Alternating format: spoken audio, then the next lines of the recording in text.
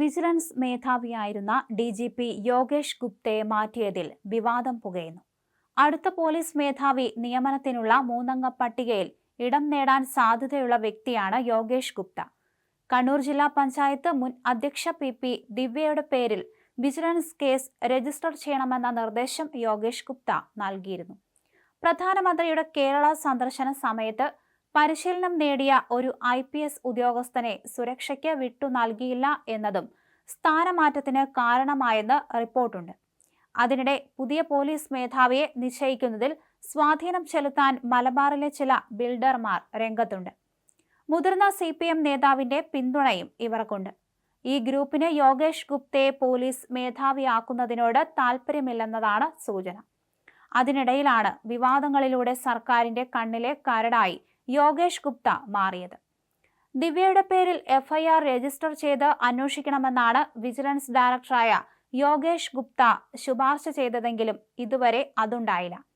ആ കേസെടുക്കൽ ഉണ്ടാകില്ലെന്നാണ് സൂചന. State construction corporation തുടങ്ങിയ പൊതുമേഖലാ സ്ഥാപനങ്ങളിൽ സാമ്പത്തിക ക്രമക്കേടുകളുണ്ടെന്നും അന്വേഷണം വേണമെന്നുള്ള യോഗേഷ് ഗുപ്തയുടെ കത്തിലും സർക്കാർ അനുമതി നൽകിയിട്ടില്ല.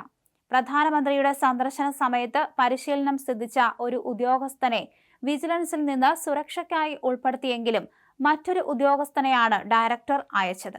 ഇക്കാര്യം പ്രധാനമന്ത്രിയുടെ സുരക്ഷാ വിഭാഗം ചീഫ് സെക്രട്ടറി ഉൾപ്പെടെയുള്ളവരെ അറിയിച്ചിരുന്നു.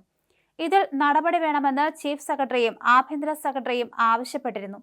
യോഗേഷ് ഗുപ്തയ്ക്ക് തിങ്കളാഴ്ച വിജിലൻസ് ആസ്ഥാനത്ത് യാത്രയറിയിപ്പ് നൽകും. അതിനുശേഷം അദ്ദേഹം അഗ്നിരക്ഷാ സേന ആസ്ഥാനത്ത് ഡയറക്ടറായി ചുമതലയേൽക്കും. മുമ്പും വിജിലൻസിന്റെ ചുമതല DGP മനോജ് എബ്രഹാം വഹിച്ചിട്ടുണ്ട്.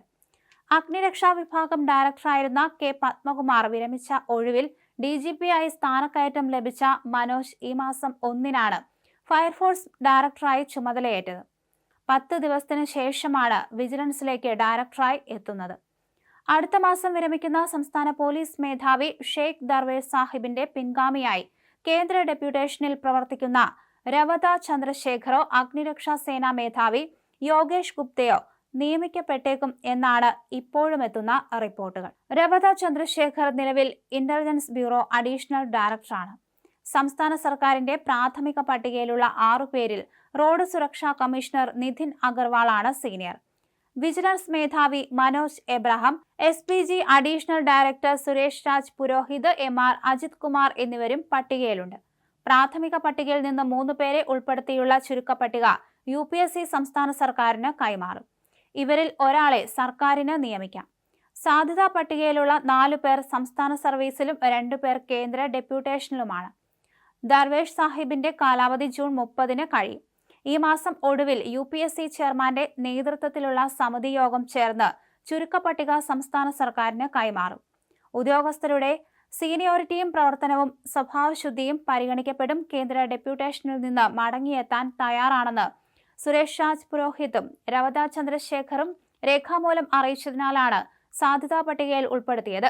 സീനിയോറിറ്റി പാലിച്ചാൽ നിതിൻ അഗർവാളും രവാഡയും യോഗേഷ് ഗുപ്തയുമാകും 3-അംഗ ചുരുക്കപ്പട്ടികയിൽ വരിക. ഇതിൽ സംസ്ഥാന സർക്കാർ യോഗേഷ് ഗുപ്തയെ തെരഞ്ഞെടുക്കുമെന്നായിരുന്നു റിപ്പോർട്ടുകൾ. അതിനിടയിലാണ് യോഗേഷ് അനഭിമതനായി മാറുന്നത്. ഈ സാഹചര്യത്തിൽ സർക്കാർ ആരെ പോലീസ് മേധാവിയാക്കുമെന്നത് നിർണായകമാണ്. പ്രധാനമന്ത്രിയുടെ സന്ദർശന വിവാദം കണക്കിലെടുത്ത് UPSC യോഗേഷ് ഗുപ്തയെ ചുരുക്കപ്പട്ടികയിൽ ഉൾപ്പെടുത്തിയില്ലെന്നും സംസ്ഥാന സർക്കാരിലെ ചില കേന്ദ്രങ്ങൾ പ്രതീക്ഷിക്കുന്നുണ്ട്. അങ്ങനെ വന്നാൽ മനോജ് എബ്രഹാം ചുരുക്കപ്പട്ടികയിലേക്ക് വരും.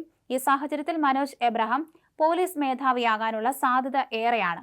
ചുരുക്കപ്പട്ടികയിൽ ആരെല്ലാം ഉണ്ടാകുമെന്നതാകും അതിനിർണായകം.